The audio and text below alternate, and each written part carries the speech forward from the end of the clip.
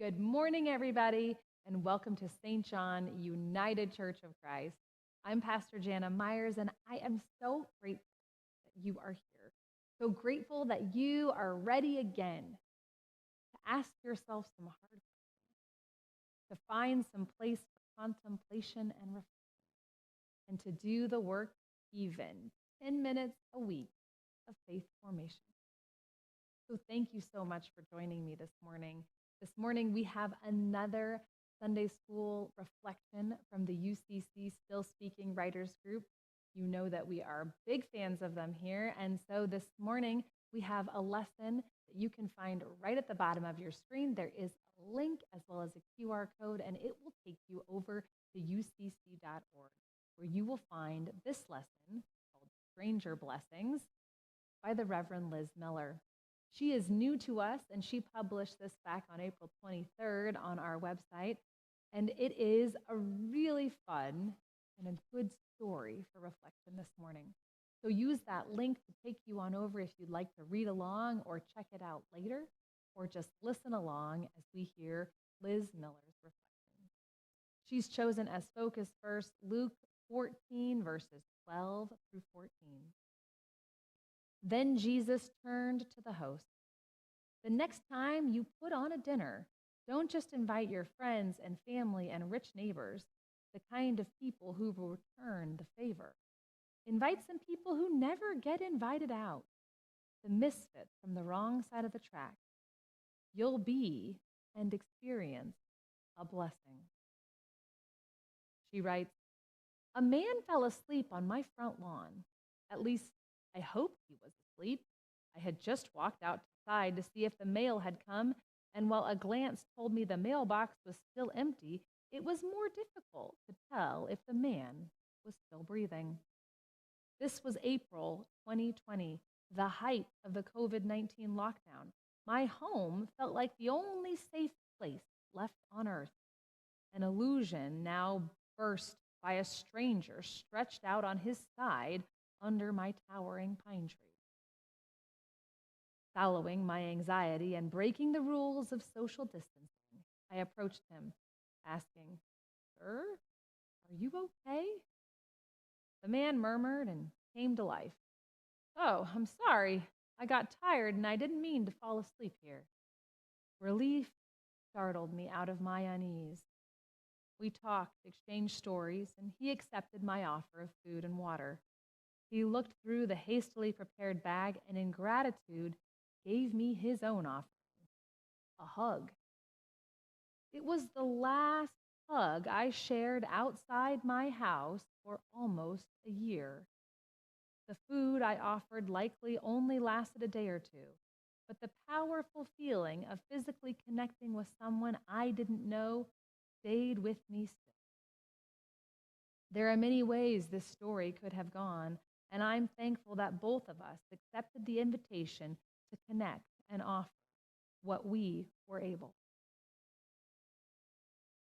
I think this is such a powerful story. It's lighthearted. There's a man on her yard, and he needs some food and a place to sleep because he doesn't have a home. But you know, in America right now, that is not usually how this story has ended. We have a challenge right now of, instead of welcoming the stranger and knowing the stranger's heart, of fearing the stranger, of harming the stranger.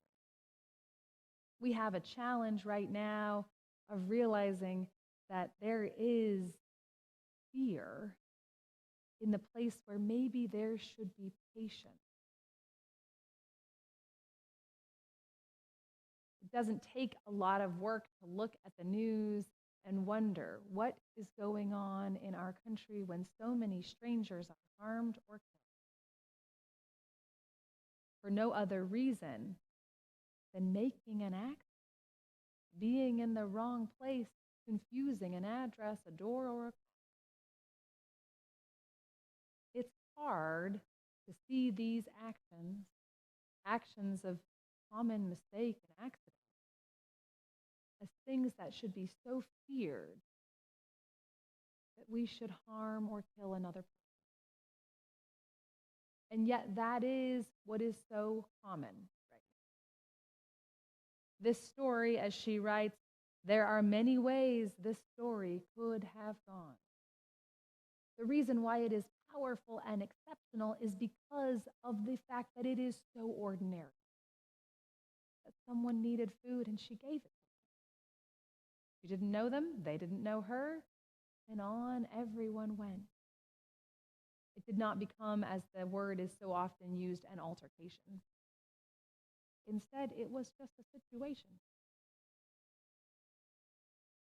The challenge for us is how to be patient and hear Christ's words at all times, to welcome the stranger. It's hard for us. It's hard for us because that means that we have to understand our own sense of vulnerability and fear. We don't know.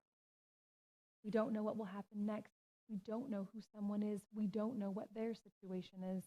And yet, we are called to be patient. So often I hear this phrase, oh, well, not in my time, but in God's time. What that means is whatever it is taken a long time. And I have to be patient. And I don't really. It's that same thing, God's time, that I want us to use with our neighbor and the stranger. I want us to be patient even when we don't want to be, to realize that we are not on our time. The world does not function on our time. It functions on God's time. And we can participate. That we have a chance to be less afraid if we are more patient. We have a chance to be less reactive if we are more patient.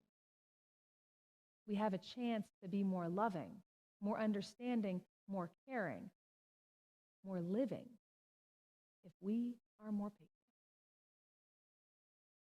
It's not easy. It requires us to, at least in our own minds, put ourselves at risk, to become vulnerable, to understand that we are not in control, and that instead we must wait. We must be on God's time. And so often, when we choose to step out of our time and into God's time, we encounter a blessing that can last for years. This story took place in April of 2020, and 3 years later, she is still writing about giving food to a stranger on her lawn. You see, the power of being in God's time is a reverberating chain reaction of love and understanding, of abundance of blessing and life. When we step out of our time and into the time of God, of patience, of understanding, of vulnerability, we move into a place that opens us up to an abundance of life, of heartbreak, of joy, of challenge, sacrifice, and love. My hope for you this week is that against all odds and against all the messages of our culture and news, you move out of your time. Move away from the call to be afraid of the stranger and into the call of Christ to love the stranger who is your neighbor. Not in your time, but may it be in God's time that you live. Let's pray together. From the road to Damascus, to our own front lawn, may we recognize Christ in the unexpected encounters. My friends, we have unexpected encounters each and every day, and then so many of them at church. I hope that you will join us for worship at 10 and be surprised at who comes alongside you, who you see in the chat, or if you come over to the building, who you see in your row. May you be surprised by the unexpected face of Christ as you join us for worship right here at 10.